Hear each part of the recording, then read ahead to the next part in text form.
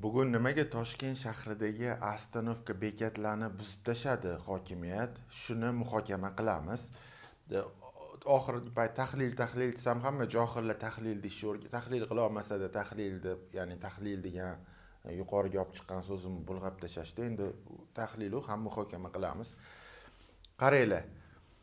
Ya'ni o'sha Astanovkada bitta odam uni sotib olgan yoki o'zi ishlatadi yoki ijaraga berib ishlattiradi.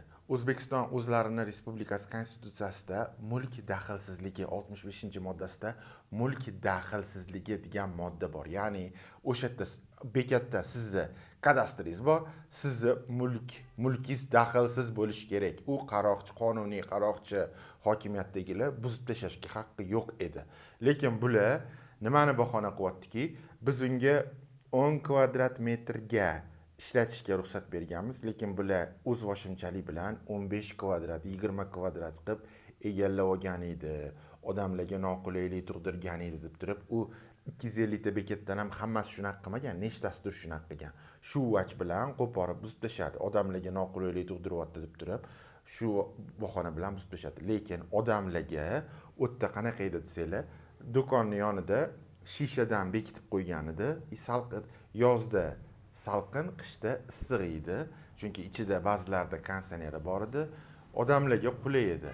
Lekin bular odamlarga noqulay deb buzib tashlab, hozir odamlarni ko'ryapsizlar, kichkina qilib qo'yib, qurib qo'yib, mana bu tuppoylar Yevropada shunaqa ekan, Yevro standart ekan deb turib, Yevropaning iqlimini, bu johillar Yevropaning iqlimini o'rganmasdan turib, Yevropada O'zbekistonchalik issiq bo'lmaydi, O'zbekistonchalik serquyosh emas Yevropa.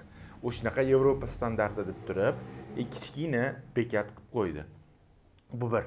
Endi ikkinchidan mulk daxlsizligi dedim. Mulk daxlsizligi tupurdi. O'sha katta qilib belgil 10 kvadrat do'kon sotishga ruxsat bergan bo'lsa, 15 kvadrat qilgan bo'lsa, uni borib, ogohlantirib yoki jarima qilib, 10 kvadrat qilib olib bo'lmasa jarima qilamiz yoki do'koningni sendan olib qo'yamiz degan o'zi olib qo'yishga konstitutsiya bo'yicha haqqi yo'q. Shunaqa qilsa, u do'kon 10 kvadrat qilib olardi, 15 qilmasdi. Lekin shuni bahona qilib turib, bular mulk daxlsizligiga, bu qonuniy qaroqchilar mulk daxlsizligiga tupurgan holda buzib tashladi.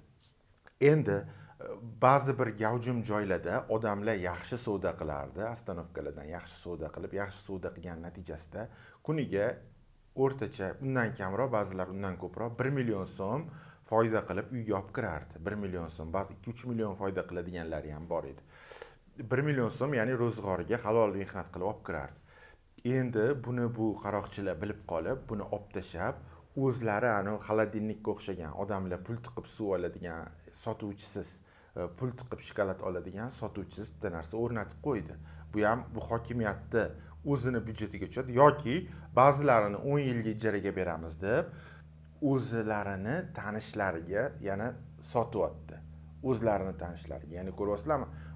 Yog'li joy, xalq yaxshi, sal bitta shu do'kondan foydalanib tadbirkorlar yaxshi foyda qilganida, yog'li joyi bilib qolib, oyog'iga qonuniy qaroqchilik qilib, mulk daxlsizligiga tupurib qo'yib, buni buzib tashlab, o'zi anaqa xolodilnik qo'yib, yana uni kichkina qilib Yevropa qilib qo'yib, hamma yoq quyosh chiqib, hech kim turmayapti o'tda. Yomg'ir yog'sa ham dabdala bo'lib, hamma yog'idan shamol o'tib dabdala bo'lib ketsa kerak. Endi aqlli Astanovka deb turib, agar xalq haqiqatdan o'ylasalar, o'sha bekatga, o'sha monitor, kichkina monitorni qo'yib, yonadigan qilib qo'yib, o'sha eski bekatga ham, u ham o'zi eski emas, ko'rinishi yaxshi edi. O'shanga qo'yib qo'ysalaring bo'lardi-ku.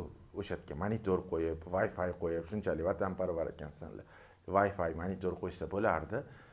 Yo'q, bu yerda mana ko'ryapsizlar, yana konstitutsiya o'sha o'zini o'rmon qonuni o'zini foydasiga ishlayapti, xalqqa foydasiga ishlamayapti.